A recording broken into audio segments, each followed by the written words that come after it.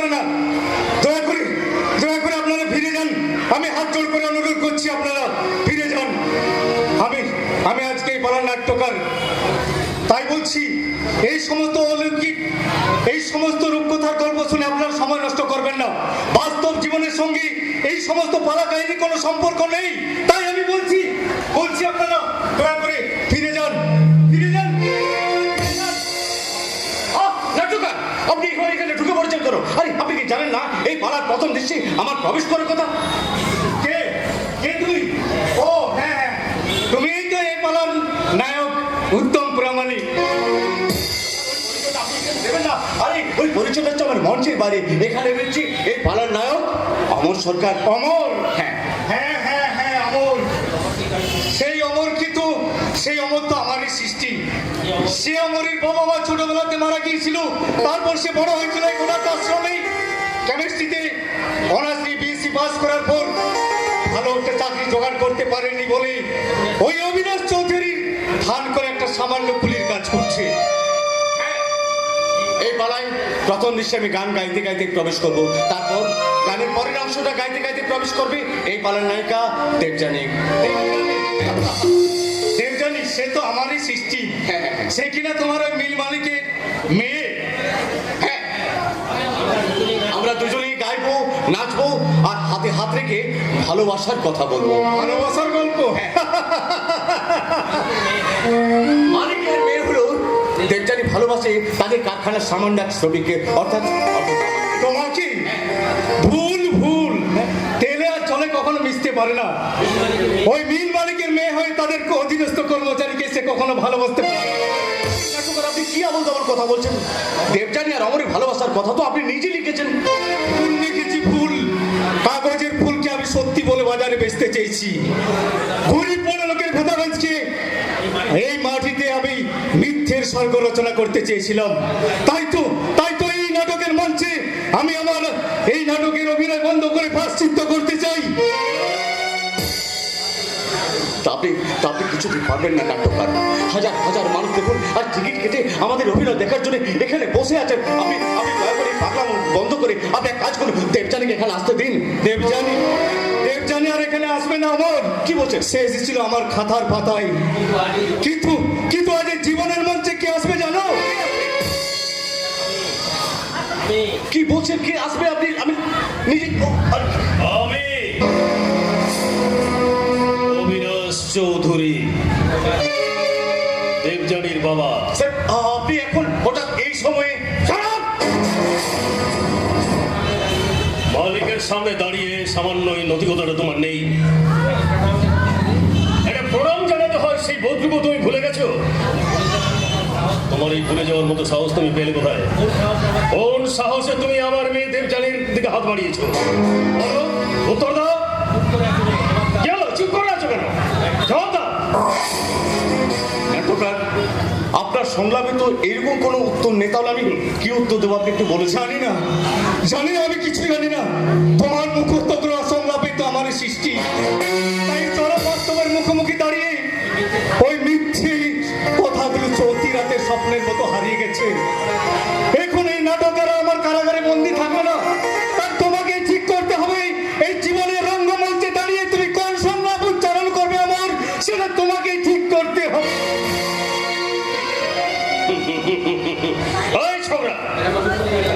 এখনো তুমি চুপ করে দাঁড়িয়ে আছো কেন? জবাব দাও। আমার একটা পিতৃদত্ত নাম আছে স্যার, আশা করি সেই নাম ডেকে আপনি আমরা শিক্ষা ও সভ্যতার মর্যাদা রাখবেন। ও, পিতৃদত্ত নাম। হ্যাঁ। যার বাপ মায়ের ঠিক নেই। বাপ মায়ের ঠিকানা না থাকলেও পৃথিবীতে কোনো মানুষ আসতে পারে না স্যার। তাই নাকি? তাহলে নিজের বাবার নামটা কি বলতে পারো? বলো দেখি শুনি। তুমি কার ছেলে? ঈশ্বরচন্দ্র বিদ্যাসাগর কিংবা রবীন্দ্রনাথের ছেলের নামটাকে নিয়ে বলতে পারবেন স্যার? পারবেন না, কারণ মানুষ তার বাবা মায়ের পরিচয় নিয়ে বড় হয় না, সে হয় তার শিক্ষার মনুষ্যত্বের মাপে। তোমার মাপটা আমার ভালো করে জানা আছে। তুমি একটা সামান্য কারখানার কুলি হয়ে তোমার থেকে আমার বাড়ির ওই কুকুরটা অনেক বেশি দাম। আপনি ভুল করছেন স্যার, আপনি ভুল করছেন। খাঁটি সোনা কি সেটা সেক্রেটারিও চিনতে পারে না, তার জন্য স্যার এই কোষ্টি পাথরের প্রয়োজন। আর সেটা চিনেন না বলেই আপনাদের মতোই বড় লোকেরা দেশের ঠাকুরকে ফেলে দিয়ে ওই বিদেশের কুকুরগুলোকে কোলে তুলে নেয়। আমি জানতে চাই তুমি ওই দেবযানীর জীবন থেকে সরে যাবে কিনা। দেবযানীর কথাতে একমাত্র বন্ধ করতে পারি স্যার। ওই তোমাদের মতো ওই ভিখারির বেশি ওই ভিখারি ছেলেদের ওই দেবযানী ভালোভাবেই জানে। বলো বলো, তুমি কত টাকা পেলে আমার মেয়ে ওই দেবযানীকে তুমি ওর জীবন থেকে সরে যাবে? টাকা দিলেও আপনি আমার ভালোবাসাকে কিনতে পারবেন না স্যার। You bloody rascal! করবার চেষ্টা করবেন না, তাহলে আপনারা হাতের দামি লাঠিটা কিন্তু আমি ভেঙে দিতে বাধ্য হব। তুই এখানে কেন এসেছিস? বন্ধুর বিপদে বন্ধুকেই তো এগিয়ে আসতে হয় স্যার। বন্ধু? মুসলমান ঘরের ছেলে হয়ে একটা সামান্য হিন্দু ছেলেকে তোর বন্ধু বলতে লজ্জা করছে না?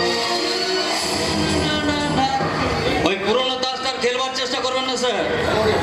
অমরের ভালোবাসাটা কোনো ভাঙা মসজিদ নয় যে তার উপর আপনি রাম মন্দিরের প্রাচীর তুলে আমাদের দুই বন্ধুকে আপনি রফিক!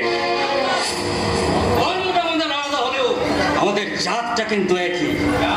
যা হ্যাঁ, জাত। খেটে খাওয়া মানুষের মেহনতের জাত।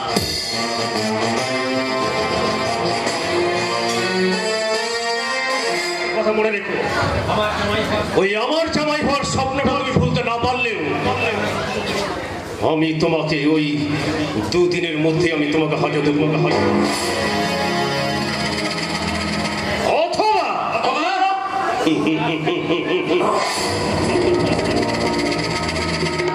ওর ওই লাশটাকে আমি অন্ধকার ঘরে পৌঁছে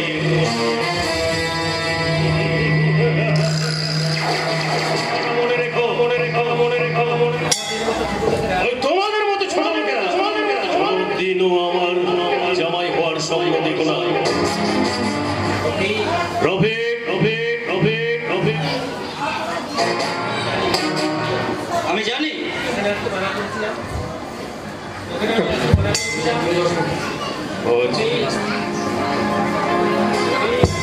আপনি আপনি যা বলেছেন আমাকে সেটাই শেষ কথা নাকি? ঠিক আছে, যান যান, সময় হলে আমিও বুঝিয়ে দেবো আপনাকে। আপনি এখানে চলে যান। ঠিক আছে, ওই কথাই রইবে। একজন ওই মুসলমানের ছেলেকে তুই বন্ধ করে বারবার বলছিলাম এখানে আসিস না, তুই কেন আসিস বলতে পারিস? তবু আসতেই হলো অমর, কারণ একটু আগে আমাদের ওই রঘুয়া খুন হয়েছে। হ্যাঁ রে, আমি ঠিকই বলছি। ওই বিজপুরে জঙ্গলে ওর লাশটা পাওয়া গেছে। কিন্তু রঘুয়াকে কে খুন করবে, কেন করবে সেটাই তো বুঝতে পারছি না। তবে কেমন যেন মনে হচ্ছে আমাদের এই শান্ত গৌরীপুরের আকাশে ধীরে ধীরে এক অজানা অশান্তির মেঘ জমে উঠছে। ভয়ঙ্কর ঝড় উঠবে। এই শিগগির চলো অমর, আমরা শিগগির ওই রঘুয়ার বাড়িতে যাই। না না না, তুই এক কাজ কর, তুই ওই রঘুয়ার বাড়িতে যা, আমি থানায় যাচ্ছি। কেমন করবো ওই রঘুয়ার খুনিকে আমাদেরকে আটকানি হবে। কেউ জানা না ঠোকার আমার কলম কেড়ে নিয়ে এক কোন জীবন নাটকের আসর জমি দিলে, যেখানে পায়ের নিচের পৃথিবীটা হারা মঞ্চ, প্রত্যেকটা মানুষ এক একটা জীবন্ত চরিত্র, নিয়তি যে নাটকের পরিচালক, দুর্ভাগ্য যেখানে বেসুরের বেহালা বাজায়, নির্মম সত্যের সংবাদে যে নাটক ঝলসে ওঠে, সেই নাটকের নাম কি? অগ্নি সাক্ষী স্ত্রী।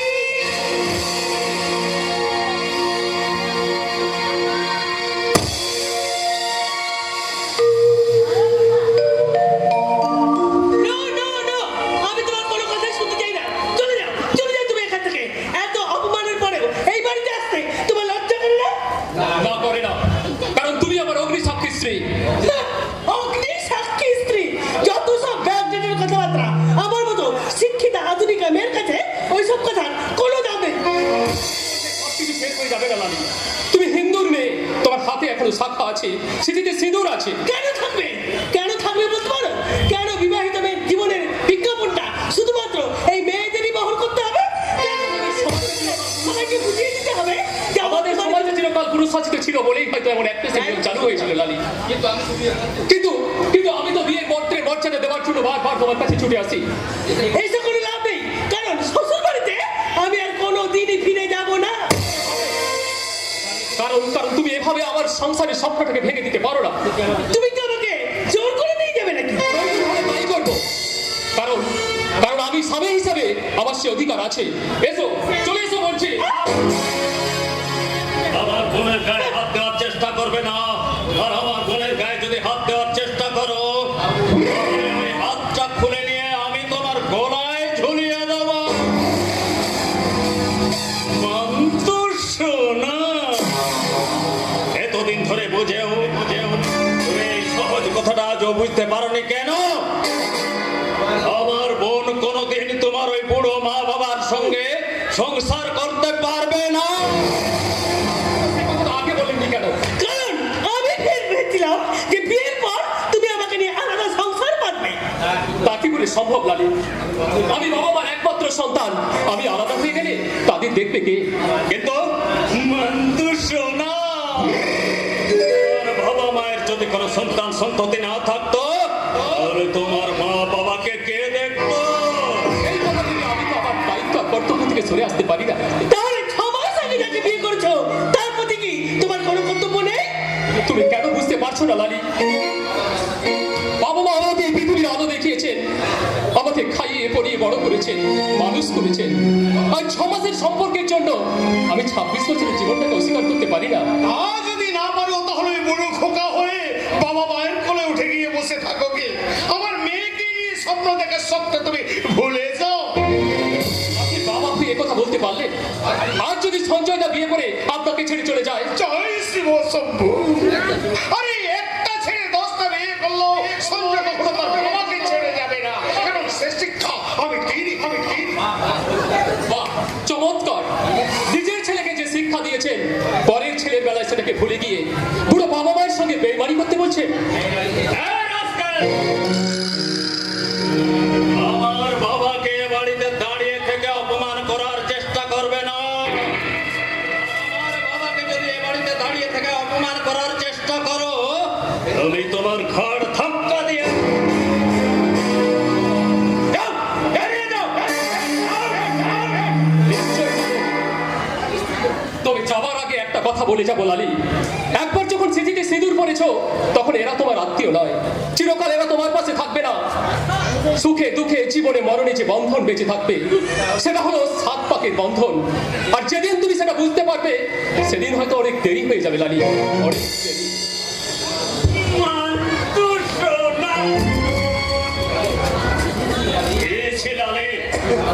আমি ভাবতে আমার আবার ঘটছে, তোর মতো একটা শিক্ষিতা, তোর মতো একটা আধুনিকা মেয়ে কি করে ফালতু ছেলেটাকে ভালোবেসেছিল।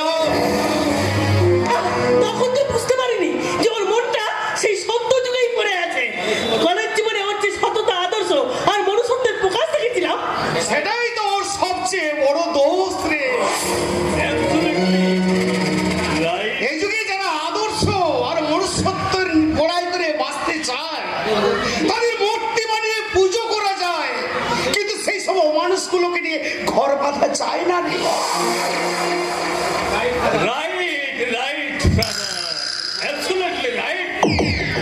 এই বাজার অর্থনীতির যুগে মূল্যবাদ আর মনুষ্যত্বর কোনো দাম নেই,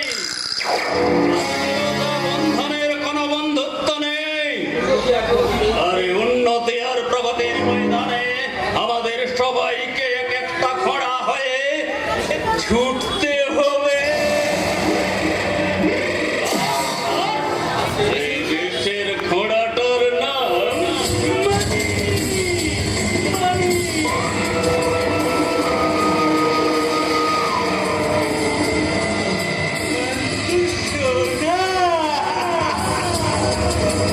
তাহলে তো টাকার জন্য তুই একদিন তোর নিজের বোনকেও ভুলে যেতে পারিস। বোন কেন বলছিস রে? টাকার জন্য আমি ওই বাপটাকেও ভুলে যেতে পারি। একটু আগেই আমি জামাইকে বললাম তুই আমাকে ছেড়ে যাবি না। ওটা ওটা তো একটা কথার কথা ফাদার, নইলে তোমরা আমরা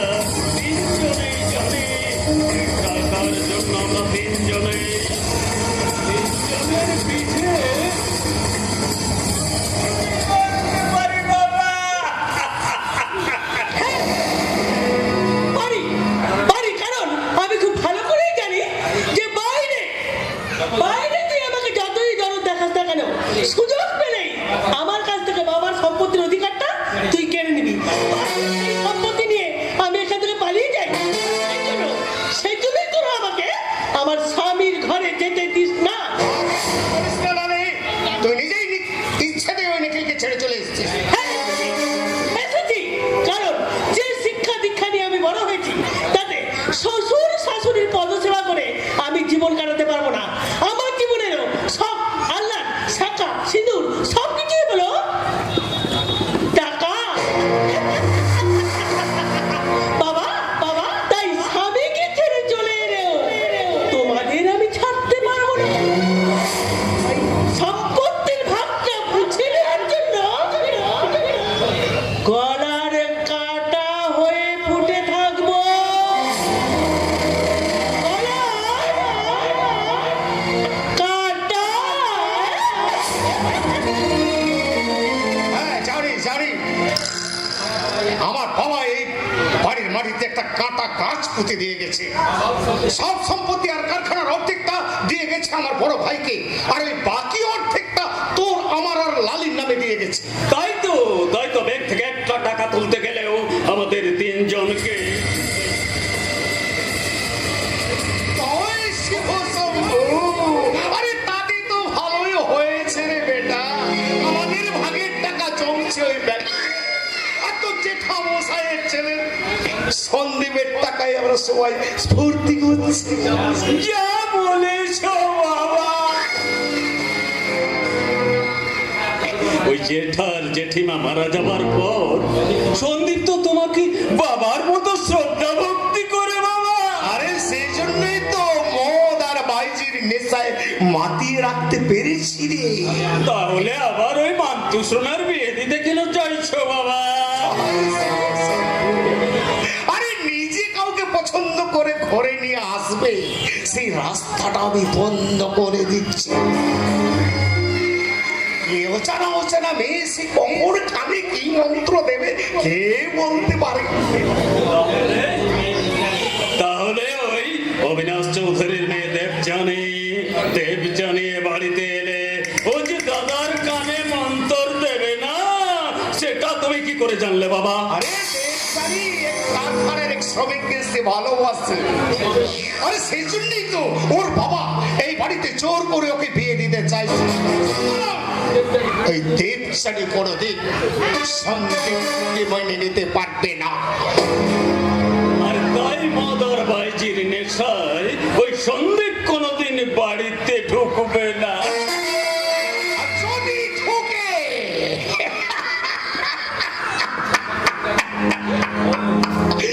তাহলে ওই দেবজানির পুরনো ভালোবাসাটাকে ভাবিয়ে কখন কখন কাকে ভাবে কোথায়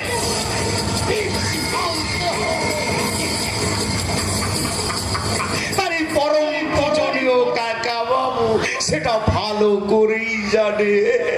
সুতরাং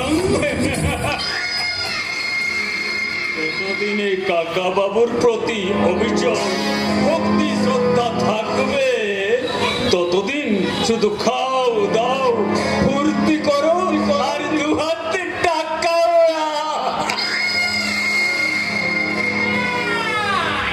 উড়বো না, অত সহজে টাকা উড়বো না।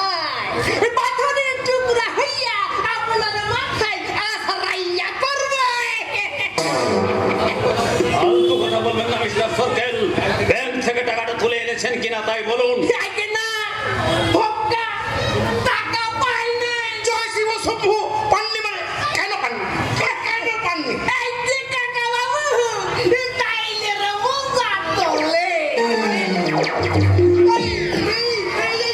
ছোটদার যে আমার টাকাটা দিয়েছিল, বড়দার চেকটা, সেটা নাকি জাল। যাও। কে বলেছে যা? এই ব্যাংকের ম্যানেজার, চেকটা লগে লগে আমার থানায় নিয়ে যাইতেছিল। নিহাতে আপনাকে কোম্পানির পুরনো ম্যানেজার বইলা ম্যানেজ কইরা এইখানে আসতে পারছি। কই কই দেখি চেকটা দিন তো দেখি। আইকে না। এই চেকটা লইয়া আমার এখন থানায় যাইতে হইব। আরে বাবা থানা যাবেন কেন? তাইলে রে মজা তোলে। এই তোলের চেকটা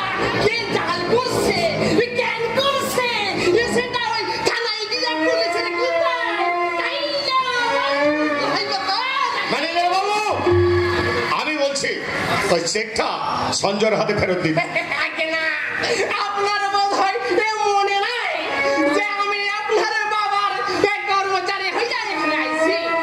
তাই এই লেগে আমি আপনারও সিনিয়র এই জ্যাঠা বাবুর বলা মানে বড়দা ছাড়া আমি কেন? তাহলে আমি আপনাকে বলছি, আপনি কাকাবাবুর আদেশ মাথা পেতে নিন। কিন্তু বড়দা কোনো কিন্তু না, কোনো কিন্তু না। বাবা বাবা মারা যাওয়ার সময় আমার হাত দুটো ধরে বলেছিলেন, সন্দীপ এ বাড়িতে তোর কাকাবাবুর যেন কোনোদিন কোনো অসুবিধে না হয়, তোর ভাই বোন এরা যেন কোনোদিন বুঝতে না পারে যে তুই তাদের যেহেতু তো দাদা। সেই থেকে এই কাকাবাবু আমার কাছে আর লালি আর সঞ্জয় হলো আমার বুকের দুই দিকে দুটো পাঁজু। না এইবার ওই চালাকি ছেড়ে চেকটা ফেরত দিন তো দেখি।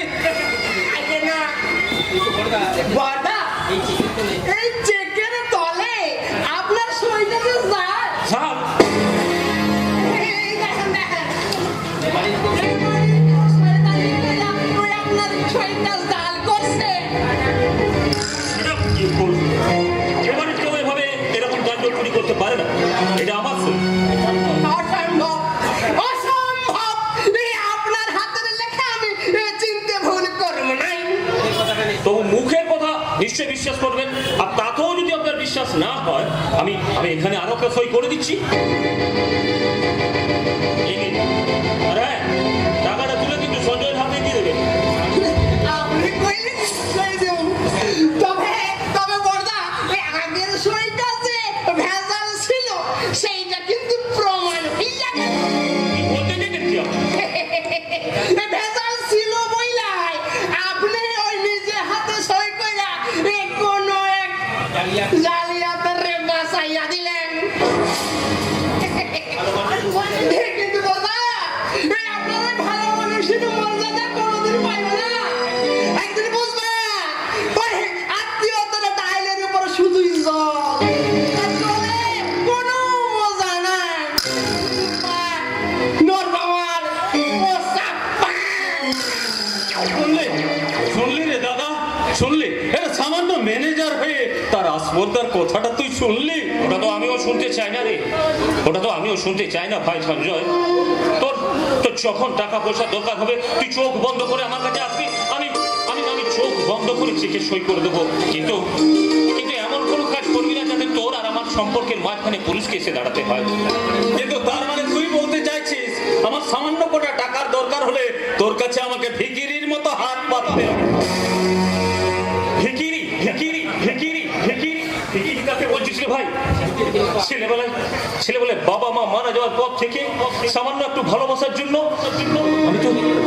আমি তো হাত পেতে ভিখিরির মতো তোদের কাছেই দাঁড়িয়ে আছি।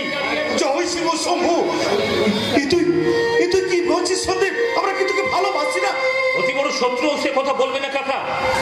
ভালোবাসো বলে তো আমার বিষয় আশয় সম্পত্তি ধন সম্পদ সমস্ত কিছু তোমার হাতে তুলে দিয়ে আমি নিশ্চিন্ত নিশ্চিন্ত নিশ্চিন্ত নিশ্চিন্ত। তবু সামান্য কোটা টাকার জন্য আমার সই এ বাড়িতে জাল হয় কেন? বলতে পারবে কাকা? সঞ্জয় ভুল করে গেছে বাবা। বাবা সঞ্জয় ভুল করেছে, তুই বড় ভাই হিসেবে ওকে তুই ক্ষমা করে দে বাবা। না না না কাকা, সঞ্জয় কোনো ভুল করনি, সঞ্জয় কোনো অপরাধ করনি। সঞ্জয় আমাকে বড় কষ্ট দিয়েছে। বুকের এই ভালোবাসার পাঁজরটাতে একটা ব্যথা চিট করিয়ে দিয়েছে। ভালোবাসার দাবি নিয়ে ওই সামান্য কোটা টাকা ও কেন আমার কাছে চাইতে পারলো না? শুধু শুধু এই একটা প্রশ্নই আমার মনটাকে কুড়ে কুড়ে খাচ্ছে। আই এম সরি দাদা, আমি এমন ভুল আর কোনোদিন করবো না। আমার ভুল হয়ে গেছে দাদা, এমন ভুল আমি আর কোনোদিন করবো না। তুই আমাকে ক্ষমা করে দে। না না না না ভাই, এভাবে কথা দিস না। আধুনিক সভ্যতার শিক্ষিত বড় মানুষের মনগুলো হলো ওই ভাগাড়ে পড়ে থাকা মৃতদেহটার মতো। লোভ হিংসা বিদ্বেষ হানাহানি নামক শকুনগুলো ওই ভাগাড়টাকে মৃতদেহটাকে টুকরে টুকরে খেতে চাইছে। শিক্ষা সংযম আর আত্মমর্যাদার লাঠিটা হাতে তুলে না নিলে আমরা কেউ কোনোদিনও শকুনগুলোকে তাড়াতে পারবো না ভাই। কেউ কোনোদিনও শকুনগুলোকে তাড়াতে পারবো না। হ্যাঁ ওই শকুনগুলোর হাত থেকে বাঁচবার জন্যই তো আমি সংসার নামক ভাগার থেকে পালিয়ে বেড়াই। গান বাজনা আর তরল নেশাতে আমি সব সময় নিজেকে ভাসিয়ে থাকি। কাকাবাবু তোমরা আমার বিষয় আশয় সম্পত্তি সব কিছু নিয়ে নাও, কিন্তু এভাবে আমার ভালোবাসার দেউলিয়াটাকে তুমি দেউলিয়া করে দিও না কাকা। কাকাবাবু, বাবার শূন্য সিংহাসনে আমি তোমাকে বসিয়ে তোমার পায়ের তলায় বসে আমি যেন বলতে পারি, পিতা স্বর্গ পিতা ধর্ম পিতা হি পরমন্তপ পিতর প্রতিমা বললে বৃহন্তে সর্বদেবতা বৃহন্তে সর্বদেবতা।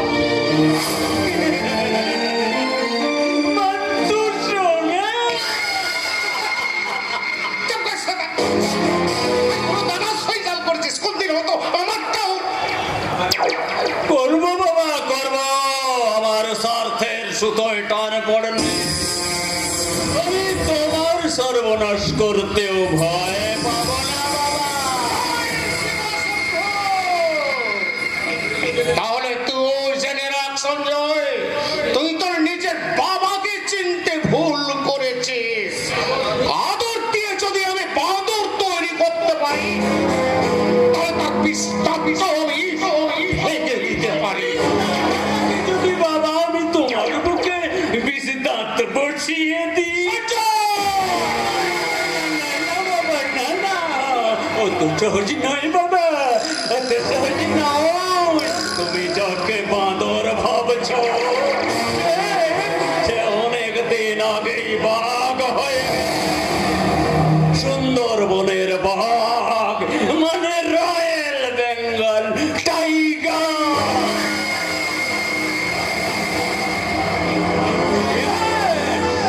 Yes, my dear father,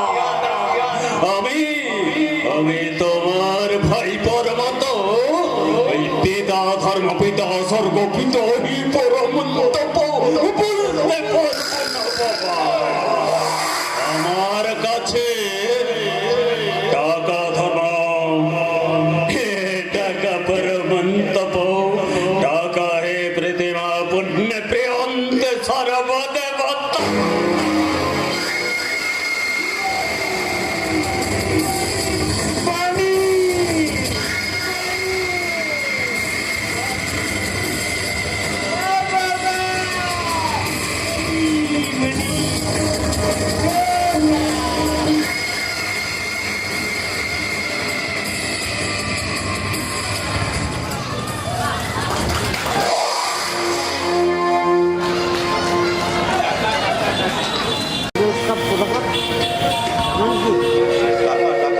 টাকা ছাড়া দুনিয়াতে কিছু নেই দেবজানি।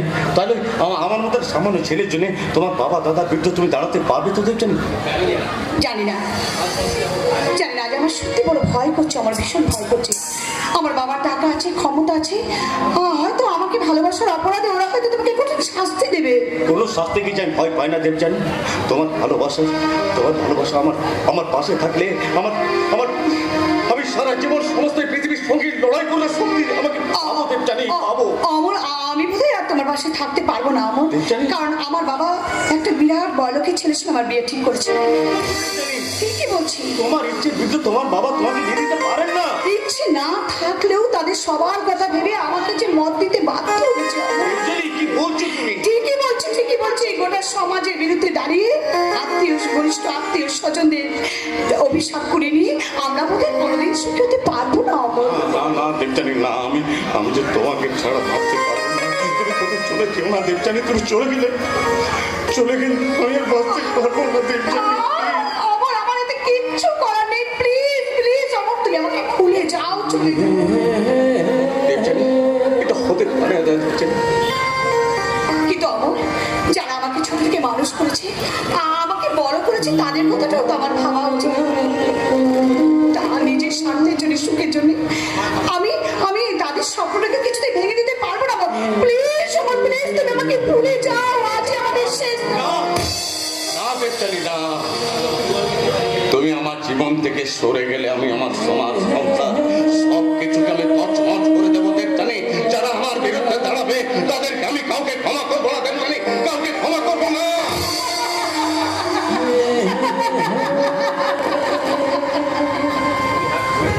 তুমি হাসছো? আরে হাসবো না, সামান্য একটা মিথ্যে কথা বললাম অমনি বাবা এবার পাগল হয়ে গেলেন।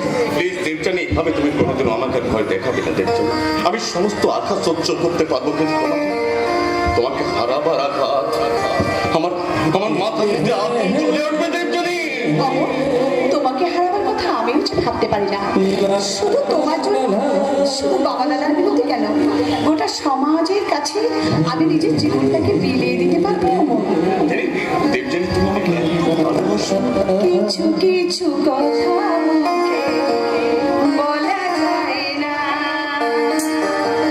বলি বলি করে বলা হয় না। বুঝেছো মশাই? কিছু কিছু কথা মুখে বলা যায় না, বলি বলি করে বলা হয় না। কি যে করি করি আমি, করিলা যে মরি, তুমি যে আমারি, শুধু আমারি। আমার মনের কথা কেন বোঝো না? কিছু কিছু কথা বলা যায় না।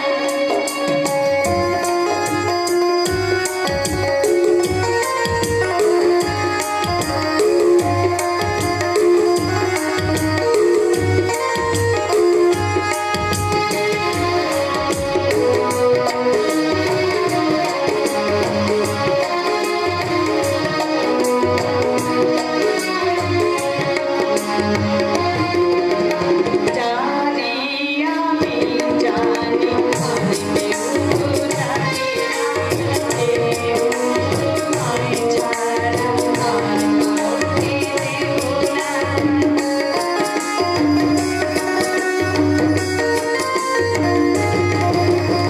জানি আমি জানি, আর কেউ জানি না, কেউ তোমায় ছাড়া আর কাউকে দেব না। তুমি না আমাকে না, আমাকে দিয়ে তোমাকে দাও। আমার মনের কথা কেন বোঝো না? কিছু কিছু কথা মুখে বলা যায় না, কিছু কিছু কথা মুখে বলা যায় না। বাহ, চমৎকার। তাহলে আমার বাড়ির মার্বেল পাথরের মেঝেতে আজ একটা ওই রাস্তার ছেলের পায়ের কাদার দাগ পড়লো। বাবা, আমি নাকি আমার মনের ঘরে জায়গা দিয়েছি, তাকে অপমান করে তুমি নিজেই সম্মানটাকে নষ্ট করছো বাবা। Shut up! ওর সঙ্গে ঘর করার ক্ষমতা তোর কি আছে? কি যোগ্যতা আছে ওর? আছে স্যার, খুব বড় ভালোবাসা আছে, স্বপ্ন দিকে ওর একটা ভবিষ্যৎ আছে, আর আছে সততা আর বিচ্ছিন্নতার এক উজ্জ্বল অহংকার। ওই অহংকার দিয়ে তুমি আমার মেয়েকে সুখী রাখতে পারবে না। বাবা, পৃথিবীতে কেউ কখনো কাউকে সুখী করতে পারে না বাবা। সুখটা থাকে মানুষের মনের মধ্যে। কেউ হয়তো সোনার পালঙ্কে শুয়ে সুখী হয় না, কেউ আবার পরম আনন্দে ছেঁড়া কাঁথায় শুয়ে সুখী হয়। তুমি এই বাড়ি ছেড়ে দিয়ে ওই ভাঙা বাড়িতে তুমি থাকতে পারবে? দেবতার মধ্যে গাছতলাতে থাকলে সেটাই তো মন্দির হয়ে ওঠে বাবা। তোর সঙ্গে কোনো সম্পর্ক রাখলে আমি তোমাকে আমার ওই বিষয় সম্পত্তি থেকে আমি তোমাকে বরখাস্ত করবো। আপনি কিছু মনে করবেন না স্যার, আমি আপনাকে কথা দিচ্ছি, আপনার সম্পত্তির একটা কানা করিও কোনোদিনও আমরা দাবি জানাতে আসবো না। আমি যদি তোমাকে আমার কারখানা থেকে বরখাস্ত করি তখন তুমি ওই মেয়েটাকে খাওয়াবে কি? আমার যতদিন এই খেটে খাওয়া দু হাত আছে না স্যার, ততদিন গরিবের পেটের ভাতের অভাব হবে না। তাহলে আজ থেকে আমি তোমাকে আমার কারখানা থেকে তোমাকে আমি বরখাস্ত করলাম। কাল থেকে তুমি একটা সামান্য কুলি হয়ে আমার কারখানায় ঢুকবে না। এই কোম্পানির ম্যানেজার হয়ে। বাবা কি বলছো তুমি বাবা? তুমি কি আরে বলছো? মা, আমি আমি ঠিকই বলছি মা। আসলে আসলে এতক্ষণ আমি বাইরে থেকে তোদের আমি সব কথাই শুনেছি রে মা। আর তাই তো আমি আজ তোদের এই দু হাতকে আমি এক করে দিয়ে আমি তোদের ভালোবাসাকে আমি মেনে নিলাম। স্যার আপনি সত্যি বলছেন স্যার? হ্যাঁ অমর, হ্যাঁ আমি ঠিক বলছি, আমি সত্যি বলছি। অনেকদিন ধরে আমি অনেকভাবে আমি তোমাদের দুজনের আমি পরীক্ষা করছিলাম, আর সেই পরীক্ষা তোমরা পাস হয়েছো। হ্যাঁ অমর, দেবযানী, তোরা আয়, তোদের ভালোবাসা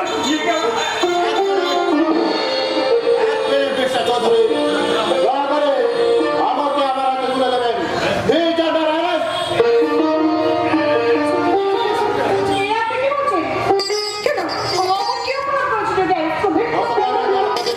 ইউনিয়ন লিডার রঘুয়াকেও খুন করেছে। না না কি বলছে স্যার? আমি রঘুয়াকে খুন করতে যাবো কেন? আরে রঘুয়া হচ্ছে আমার ঘনিষ্ঠ বন্ধু।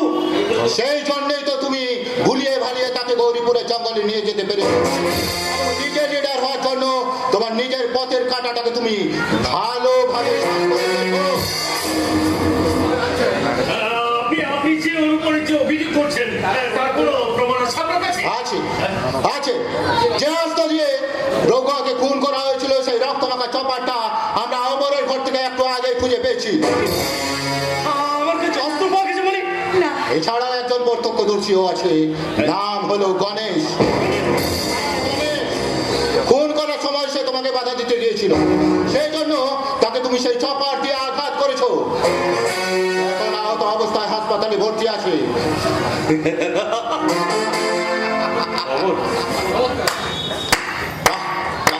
চমৎকার স্যার, চমৎকার স্যার, চমৎকার। বেশ সুন্দর একটা হিন্দি সিনেমার গল্প সাজিয়েছেন দেখছেন। স্যার স্যার দেখুন স্যার দেখুন, নিশ্চয়ই আপনার কথা কোনো ভুল হচ্ছে। অমরের মতো ছেলে কখনো এরকম অন্যায় কাজ করতে পারে না স্যার, অন্যায় কাজ করতে পারে না। কে কি করতে পারে আর না পারে পুলিশ হিসাবে সেটা আমি ভালো করে জানি। অপরাধ করেছে তার জন্য ফাঁসি অথবা যাবজ্জীবন কারাদণ্ডে পৌঁছে পড়তে হবে। চলে সমক। আমি অমর হয়ে জামিনে দাঁড়াচ্ছি।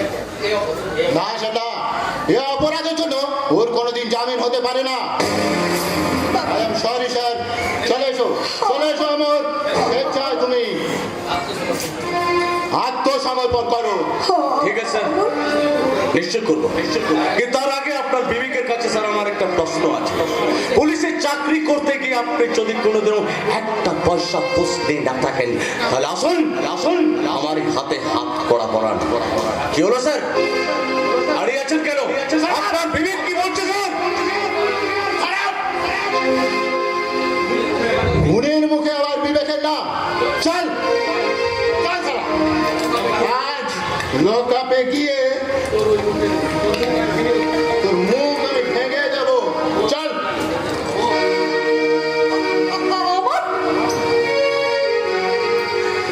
অমর যাবার বেলা কেন যে কেবলি মনে পড়ে গো, অসময়ে নীলাকাশে কতদিন কত মেঘ ধরে গো, শপথের মালাতেও মাঝে মাঝে কাটা জেগে রয়ে তো দেখাই শেষ দেখা খাবার হবে তো দেখা দেখাই শেষ দেখা নয়।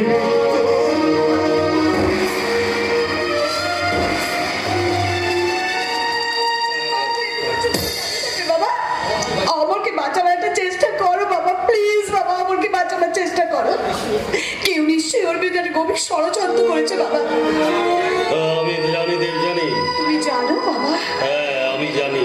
বাবা কারণ আমি ওই গণেশকে দিয়ে রঘুয়াকে আমি খুন করিয়েছি। তারপর আমি ইন্সপেক্টরকে বলে ওই অমরের বিরুদ্ধে আমি মিথ্যে কেস সাজিয়ে আমি ওকে হাজতে করেছি। তুমি কি বলছো বাবা? আমি ঠিকই বলছি জানি। ওই আস্তাকুড়ের পাতা কখনো স্বর্গে যেতে পারে না। আমার মেয়ের যে সর্বনাশ করবে তা আমি কিছুতেই বরদাস্ত করতে পারবো না। ভালোবাসা যদি অপরাধ হয়ে থাকে তাহলে তো আমিও সমানভাবে অপরাধী বাবা। তাই তোমার কাছে জোরাত করে বলছি বাবা, তোমার যদি পায়ে পড়ে বলছি বাবা, তুমি আমাকে তোমার শাস্তি দিয়ে না বাবা, তুমি ওকে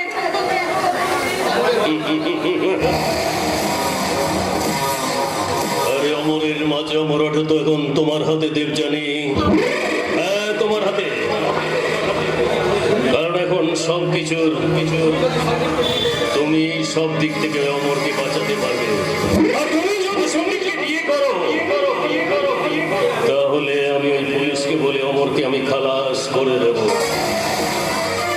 তোমার শাস্তি তুমি দিও না বাবা, আমাকে আমি বলতে পারবো না বাবা, আমি কিছুতেই বলতে পারবো না বাবা, পারবো না। তাহলে ওকে মরতে দাও। দুটোর মধ্যে তুমি যে কোনো একটাকে বেছে নাও, হয় অমরের ভালোবাসাকে, নইলে ওই সন্দীপকে বিয়ে করো। বলো বাবা, বলো তুমি আমার সঙ্গে, তুমি সত্যি সত্যি আমাকে তুমি মুক্ত করে দেবে? আমার সঙ্গে তুমি কোনো রকম ছলনা করবে না বাবা, তুমি বলো। হরি হরি হরি হরি হরি আমি তোমাকে কথা দিচ্ছি। আর তাছাড়া তুমি তো অমরকে ভালোবাসো। ওই সত্যিকারের ভালোবাসার জন্য তো একটু আধটু ওই স্বার্থত্যাগ করতে হয় দেবযানী। আর এই সামান্যটুকুটা তুমি করতে পারবে না? বলো তুমি কথা দিচ্ছ যে আমার সঙ্গে কোনো ছলনা করবে না, আমাকে তুমি মুক্ত করে দেবে বাবা, বলো। আমি তোমার মাথায় শপথ করে বলছি, যেদিন তুমি এই বাড়ি থেকে কপালে সিঁদুর পরে বাড়ি থেকে বেরিয়ে যাবে সেদিন আমি অমরকে জেল থেকে খালাস করে দেব।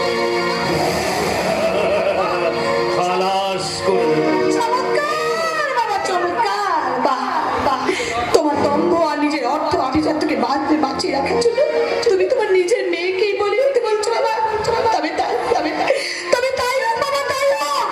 তোমাদের মতো গণতান্ত্রিক সমাজের মানুষরা চিরকাল এই টাকার বান্ডেল দিয়ে ভালোবাসার চিতা সাজিয়ে এসেছে।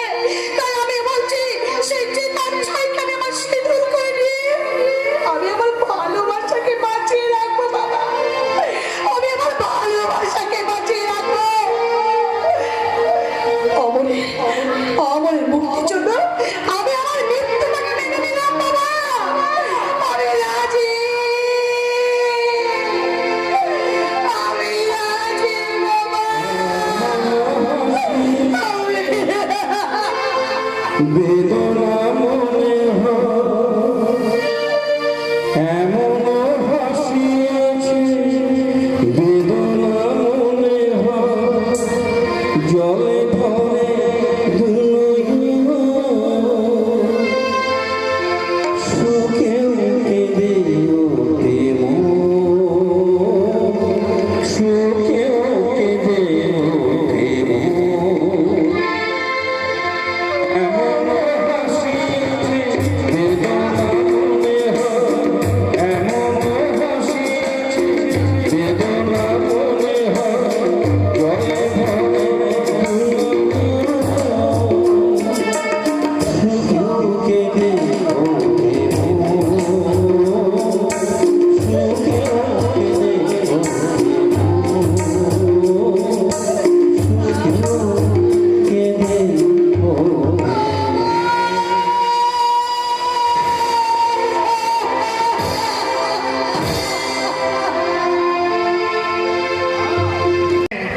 দেবযানীকে তো রাজি হতে হবে, কারণ দেবযানী যে অমরকে ভালোবাসে, তাই ভালোবাসার মানুষটা সর্বনাশে কিছুতেই মেনে নিতে পারেনি।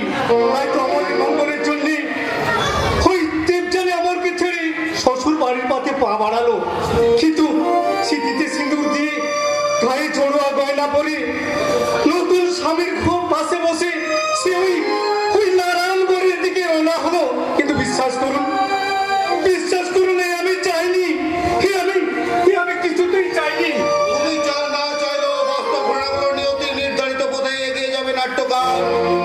কারণ সত্য সব সময় তোমাদের কল্পনা থেকে অদ্ভুত হয়।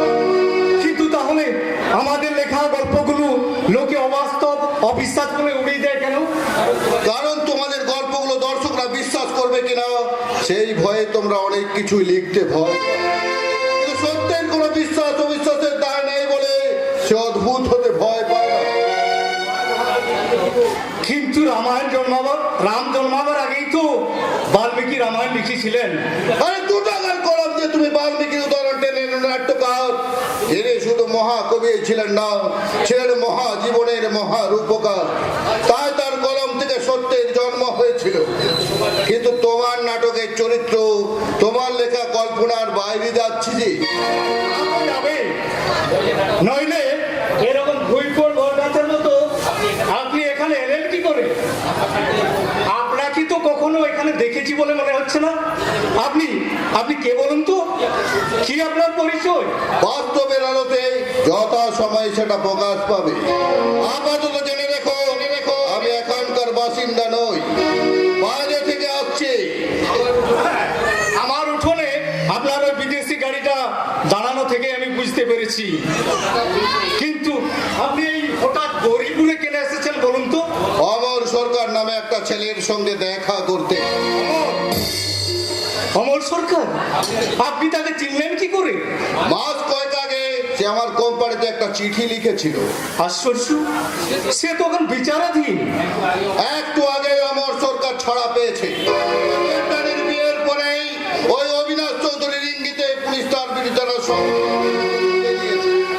আশ্চর্য, বাইরের লোক হয়ে আপনি এত সব খবর জানলেন কি করে?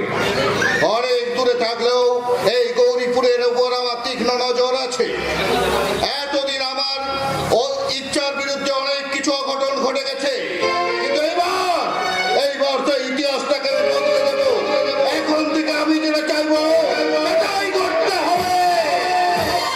ভুল তুমি করো না। এই চরম প্রতিশোধের নেশার থেকে তুমি ফিরে এসো বাবা। না হল্লা, আজকের এই দিনটার জন্য আমি দীর্ঘদিন ধরে অপেক্ষা করে বসে আছি।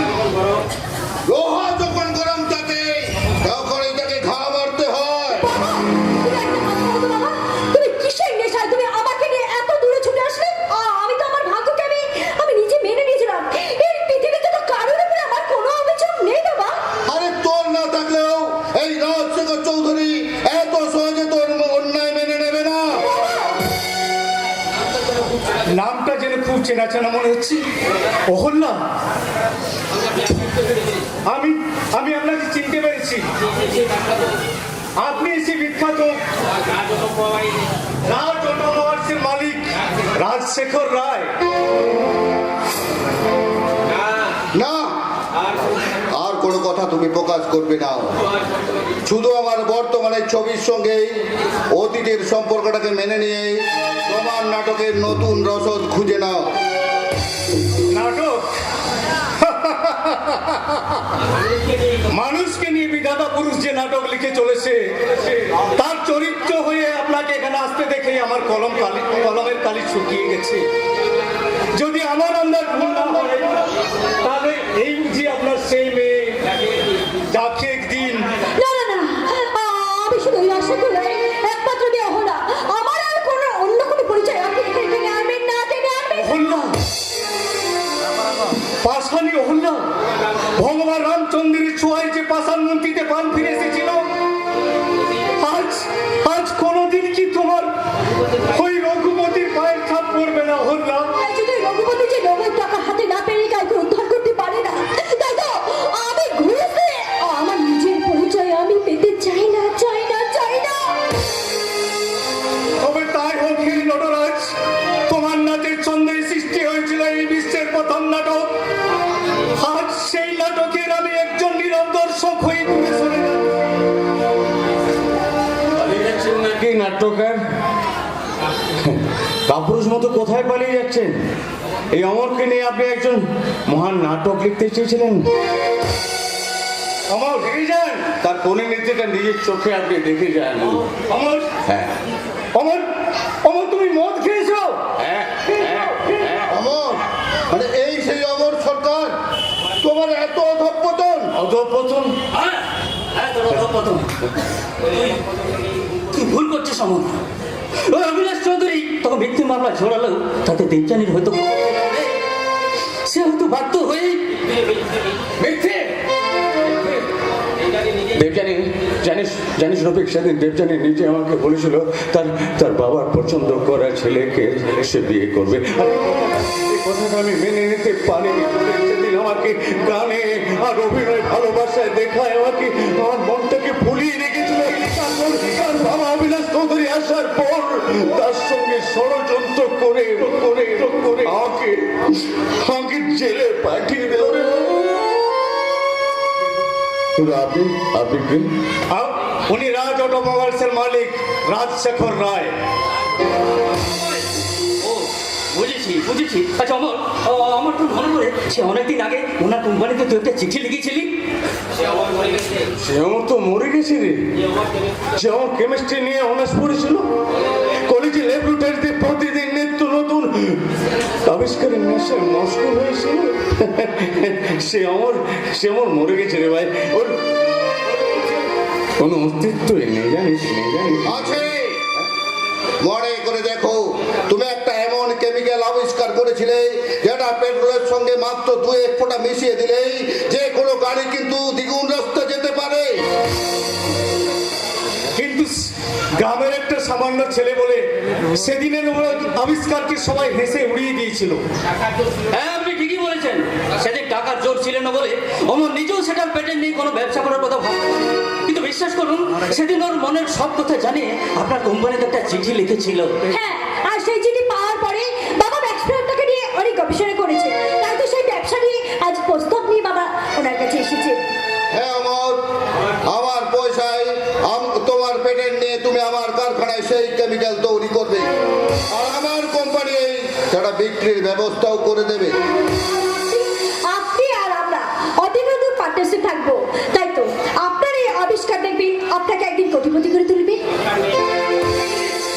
দরকার নেই আমার, আজ আমার আর কোনো প্রলোভনের দরকার নেই।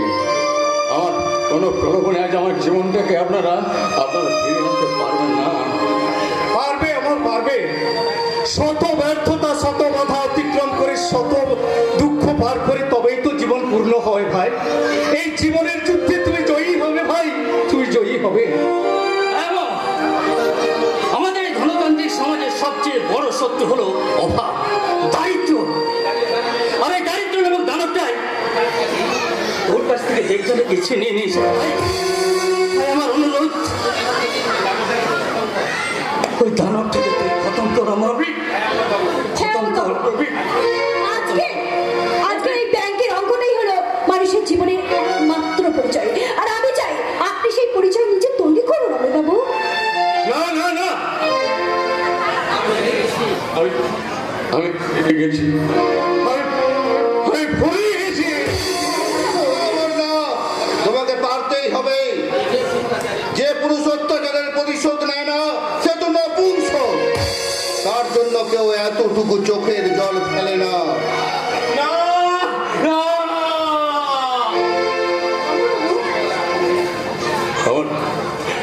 আমার এই যন্ত্রণার আগুনটাকে কেন আপনারা প্রতিহিংসা হওয়ায় উস্কে দিচ্ছেন বলতে পারেন?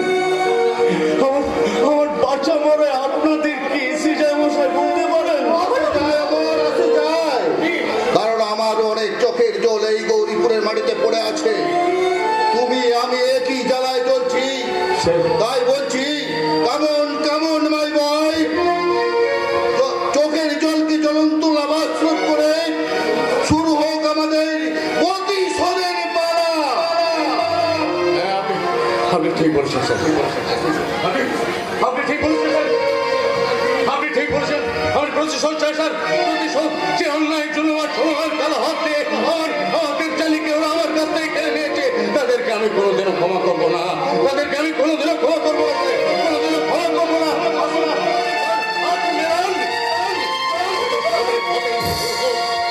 আমার দেবের পূজা পূজা পূজা পূজা পূজা।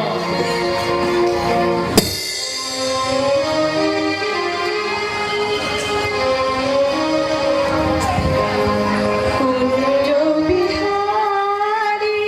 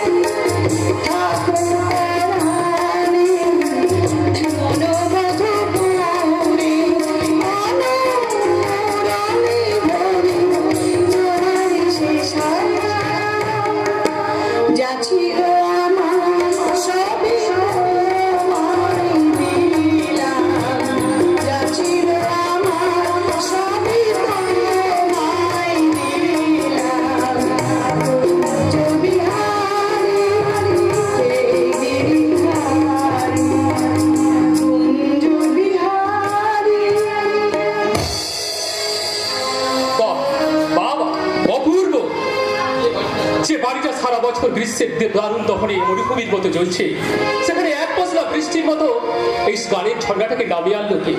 আপনি নিশ্চয়ই সন্দীপদার বউ, মানে আমার নতুন বৌদি। হ্যাঁ, কিন্তু নতুন ঠাকুরের পরিচয়টা তো আমি পেলাম না ভাই। এই অধমের নাম নিখিল মজুমদার। আচ্ছা, খাতায় কলমে আমি এই বাড়ির একমাত্র জামাই, অর্থাৎ আপনার নাম। পরিচয়টা দিতে আপনার লজ্জা করছে না? 6 মাস আগে আমি বেড়াতে এসেছি, আর আজ আপনার দর্শন দেওয়ার সময় হলো বুঝি?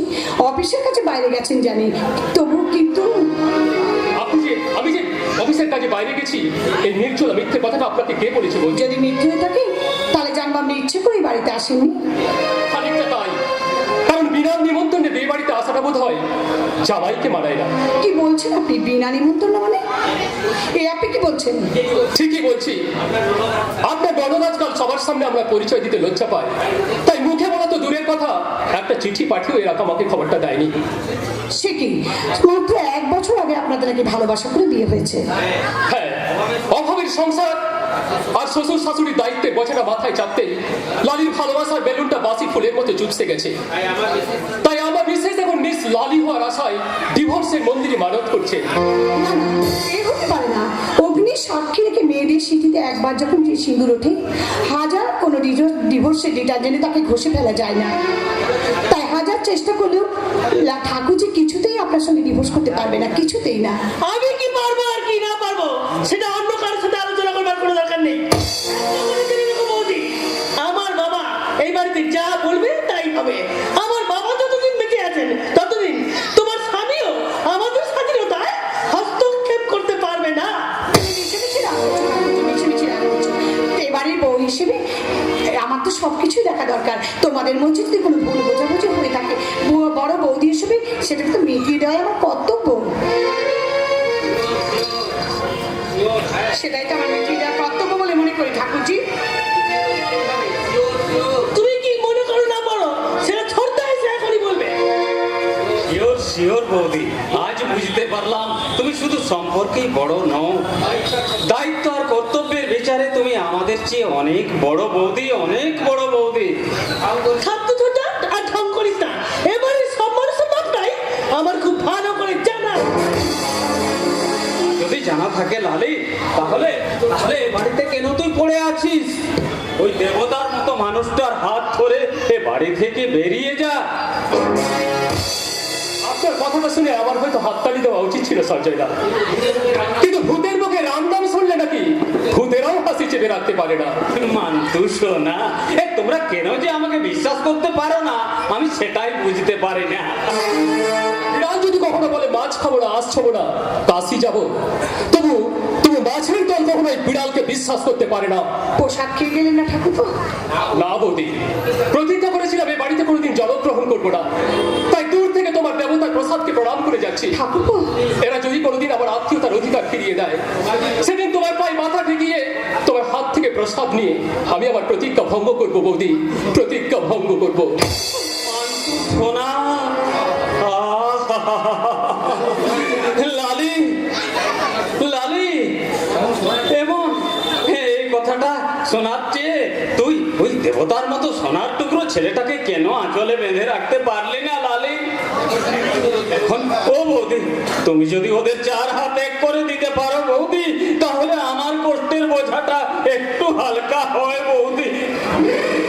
আমি তোমাদের কাউকে কোনো কষ্ট পেতে দেবো না ঠাকুরপো। তোমাদের সব দুঃখ বোঝা মাথায় তুলে নি, তোমাদের সবার মুখে আমি হাসি ফুটিয়ে তুলবো।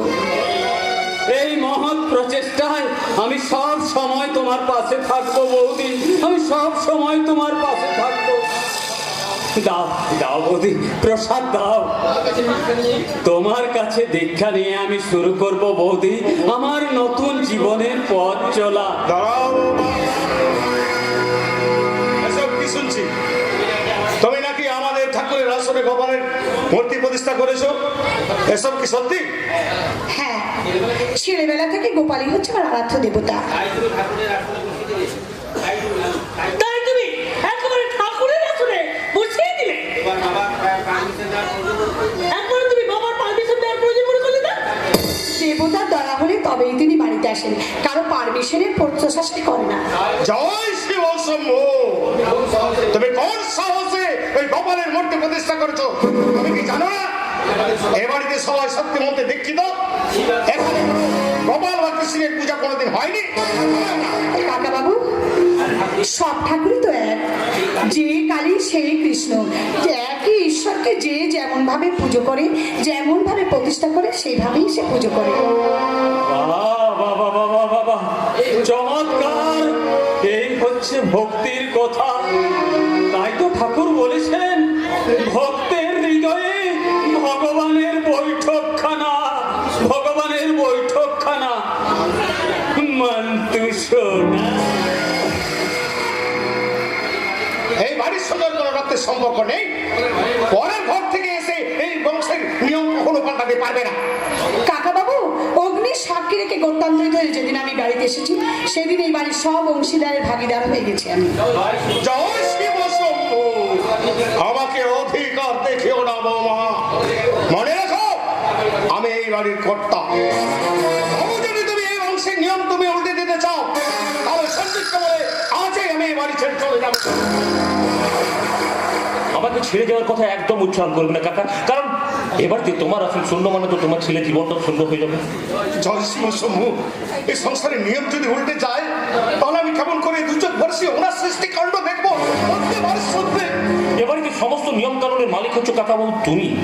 কাজে তুমি বেঁচে থাকতে থাকতে কি করে সেই নিয়ম উল্টে দেবে? এখন উল্টে যাওয়ার লোক তো চলে এসেছে বাবা। বৌমা আসলে গোপালের মূর্তি বসিয়েছে। কিন্তু তাতে তো আমি কিছু দোষের দেখতে পাচ্ছি না দাদা। এই আমাদের হিন্দু শাস্ত্রে যদি 33 কোটি দেবতা থাকার জায়গা থাকে, তখন শক্তি ধর্মে যে বাড়িতে দীক্ষিত, সেখানে কোনোদিন কৃষ্ণের পূজা হবে না, হতে পারে না। ধর্ম ধর্ম আমি বুঝি না কাকা। আমার কাছে সমস্ত ধর্মের আপনাদের গীতা সমস্ত কিছু হলে তুমি। তাই তাই তোমার যদি আপত্তি থাকে, তাহলে এই বাড়িতে কাল থেকে আর গোপাল পুজো হবে না। শোনো, আমি বলছিলাম, কোনো কিছু না, কাল থেকে তুমি ওর পুজো বন্ধ করো। আর জেনে রাখে, এটা আমার আদেশ। স্বামীর আদেশ আমার কাছে দেবতার চেয়ে অনেক বড়। তাই তুমি যখন চাইছো না, তখন আজ আমার বিসর্জন দিয়ে আসবো গো, বিসর্জন। বৌদি, যতই চেষ্টা করো না কেন, আমাদের এই সংসারে তুমি কিন্তু কিছুতে ভাঙন ধরাতে পারবে না। আমরা এক ছিলাম, এক আছি, আর চিরকাল একই থাকবো। তাইলে মশা তোলে, তাহলে আপনারা সবাই এক লগে সিদ্ধান্ত নিন ওই কোম্পানির সম্বন্ধে। সেই জন্য ভর সন্ধ্যেবেলায় আমি এই হিসাবে এখানে ছুটে এসেছি। আচ্ছা আচ্ছা ম্যানেজার বাবু, কোম্পানির ব্যাপারে কথা বলার জন্য আপনাকে বাড়িতে আসতে হলো কেন? অফিসের কথা তো আপনি অফিসেই বলতে পারতেন। কারে কমু ভাই, কারে কমু? আপনি তো অফিসে যান নাই। কারে ছোটারে তো দিন রাত আমি পেশাল পারি। এই ছোটা তো কোনো কথা কানেই লন না। শুধু সে লেখেন আর টাকা তোলেন। লেখেন আর টাকা। বাজে কথা বন্ধ করে আসল কাজের কথাটা বলুন। তাইলে রে মশা তোলে। আরে টাকা তুলতে তুলতে ব্যাংকের জমা টাকা তোলালে দেয় দেখছে। কাইলে কর্মচারীদের বেতন দেওয়ার টাকা নাই, একেবারে ফক্কা। কি বলছেন কি আপনি? ঠিকই কইতাছি। সেই জন্যই তো আমি হিসাবের খাতা লইয়া এখানে আসছি। এই সত্য না মিথ্যা এটা দেখেন, দেখেন, দেখেন।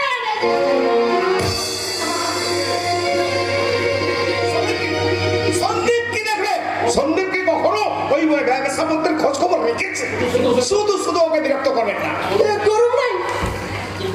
কাল যদি কর্মচারীদের বেতন দিতে না পারে, তাহলে ওই কোম্পানিতে দরজায় তালা ঝুলবো। তা কি করে হয়? না না, কোম্পানি বন্ধ হয়ে গেলে আমাদের মান সম্মান সব ধুলে মিশে যাবে। জানি বৌদি, জানি, কিন্তু ওই কোম্পানির মান সম্মান বাঁচাবার জন্য চাই নগদ 5 লাখ টাকা। এতদিনে এতগুলো টাকা একদিনে আমরা কোথায় পাবো বলতে পারেন? যাচ্ছে দাদা, আমি বলছিলাম এই কোম্পানিটা আপনি লক আউট করে দিন। সঞ্জয়, কি বলছিস? আমাদের ঠাকুরটা কত কষ্ট করে এই কোম্পানিটা তৈরি করেছিল, আর আমরা সেখানে তালা ঝুলিয়ে দেবো? না না না না, তা হতে পারে না। হতে পারে না বললি? এই এক রাত্রির ভেতরে এতগুলো টাকা তুই কোথায় পাবি? আমার একটা শুনে মানে আমি বলছি আমার ঠাকুরজি আর আমার গয়নাগুলো দিয়ে কি ওই টাকাটা পূরণ হবে না? গয়না? বৌদি, আমার গয়না কোথায়, হ্যাঁ?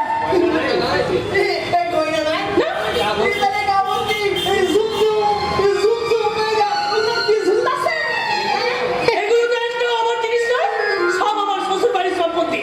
তাই নিখিলের সাথে সম্পর্ক না থাকলেও ওদের জিনিসে আইনত আমি হাত দিতে পারবো না। অবশ্য লালি অবশ্য দাদা কথাটা ঠিকই বলেছে। এখন মনে করো ও তো পরে ঘরের বউ, তাই আমাদের নিজেদের স্বার্থে ওর সর্বনাশ করাটা দাদা আমাদের বোধহয় ঠিক হবে না, আমাদের ঠিক হবে না। তা হয়তো ঠিক। আমি বলছিলাম আচ্ছা আচ্ছা আচ্ছা কাকা বাবু, দাদু যে তোমার নামে ওই 10,000 টাকার ফিক্সড ডিপোজিট করে দিয়ে গেছেন, সেখান থেকে যদি দাদা, তুই আমার একটা কথা শোন দাদা, তুই আমার একটা কথা শোন। আমি তোকে বলছি এই গয়নার ব্যাপারে তুই কিন্তু আমাকে আর একদম অনুরোধ করবি না। তার কারণ স্বামীর সুখ থেকে আমি বঞ্চিত হয়েছি, একথা ঠিকই, কিন্তু তাই বলে ওদের সাথে আমি বিশ্বাসঘাতকতা করতে পারবো না রে দাদা। কিছুতেই না, কিছুতেই না।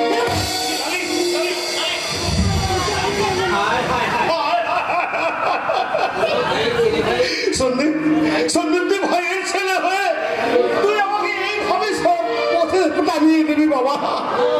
বুড়ো বয়স